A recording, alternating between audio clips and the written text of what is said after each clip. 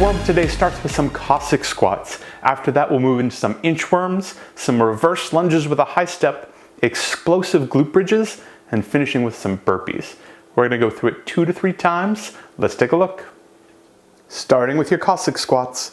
Really wide stance, way outside of shoulder width, squatting back, down to the side, staying as tall as you can. Make sure your hip is going backwards, your knee tracks over your toe, you get as low as you can, up to neutral, and down to the other side. Try and stay tall the whole way through. You can absolutely put your hands on the ground to help facilitate this. If it feels tight to start with, you need to limit range of motion because it's the first movement on a warm-up. Certainly for the first round, maybe ease into it a little bit, but as we keep moving, we want to get all the way down every time, 5 per side for 10 altogether. Getting long with our inchworms, we're gonna reach for the ground, walk out as far as you can and stay tight, and then walk your toes to your hands, trying to keep your legs as long as you can the whole way in. Stand up, take a breath. We're getting 5 slow inchworms. Next is a reverse lunge with a high step.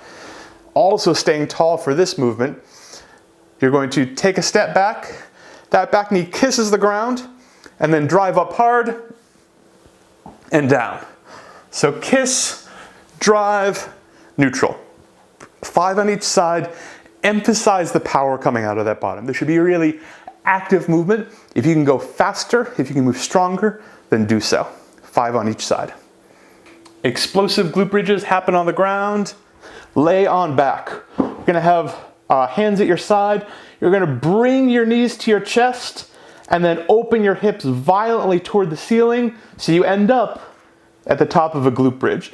So knees, hips, hit that glute bridge. Knees, hips, hit that glute bridge.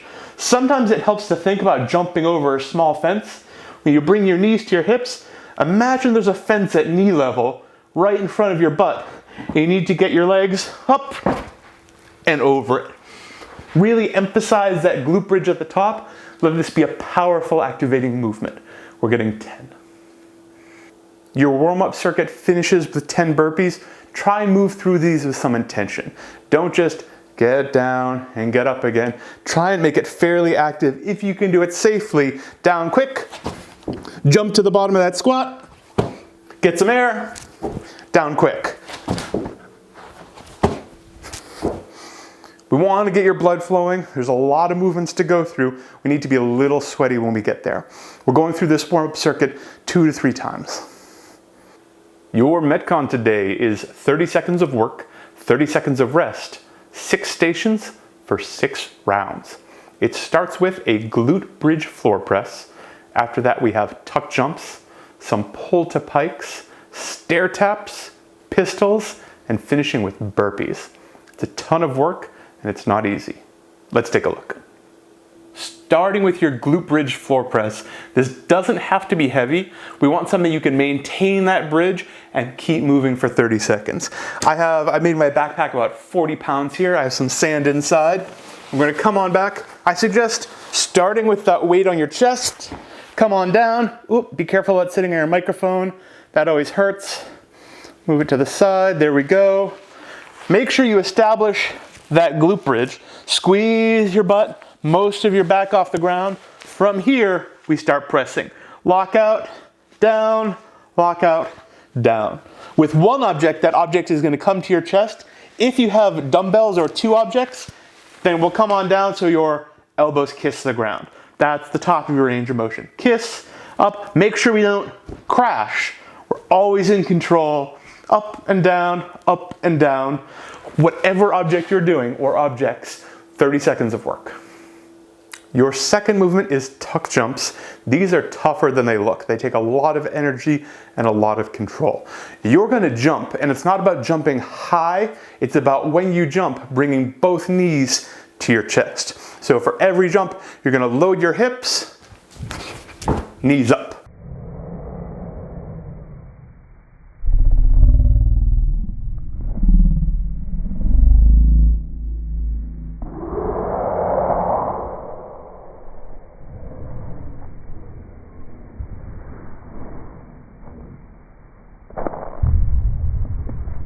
knees up.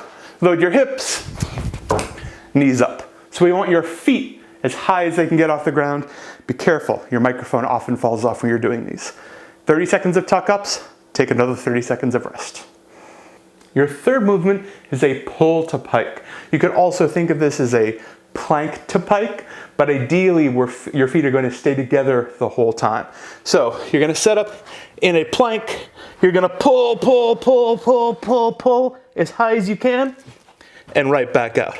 Pull, pull, pull, pull, pull, pull, as close as you can get to vertical, and back to that plank. If your surface isn't very slidey, consider putting your feet on something. I use towels a lot. That works really well. If it's not comfortable, you may want to wear shoes for this, up and down. If this is too hard, you can do a plank to pike. So plank, and then little walks in, as vertical as you can get, and back to that plank position. We're trying to challenge your position as well as get some compression and ab work here. 30 seconds up and down. For your stair taps, you can tap anything that makes you raise your knee a little bit. It does not have to be high. It probably shouldn't be anywhere close to your knee parallel with your hip, but here, this is totally fine. They're called stair taps because it's usually done to like the first stair of a staircase. Here, I'm going to change sides as quickly as possible.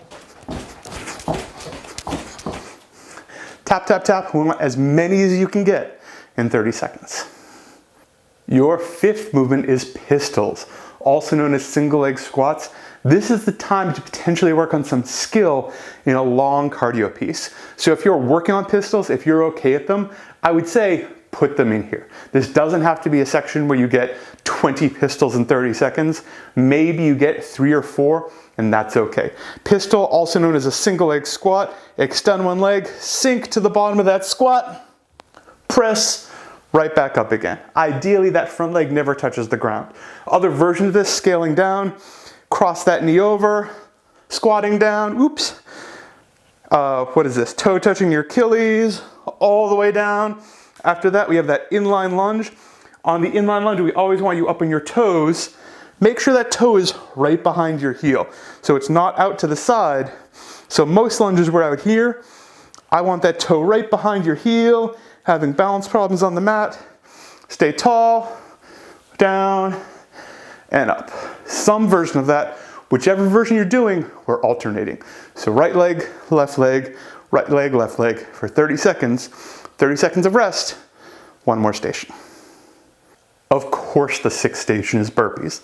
Of course it is. Down and up as many times as you can. Keep moving here. No resting in these 30 seconds. If you slow down, that's okay. No stopping. Chest always touches the ground. All the way up. You must leave the ground at the top. If you want to clap, I'm into it, not required. You have to beat gravity at least by a little bit. Up and down, as many as you can for 30 seconds. 30 seconds of rest. Remember, we're getting 6 rounds. Enjoy your Metcon. Your finisher is abs for days. We have a 2-minute AMRAP. We're going to do 20 Russian twists, 20 reverse crunches, 20 sit-ups, as many as you can for 2 minutes. Rest 2 minutes. We're doing it for 3 rounds. Let's take a look.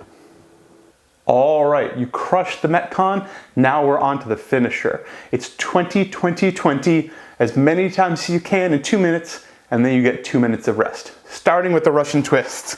Find that tailbone balance, and we're twisting, tapping the floor each time. Make sure you tap. Try and let your eyes follow your hands.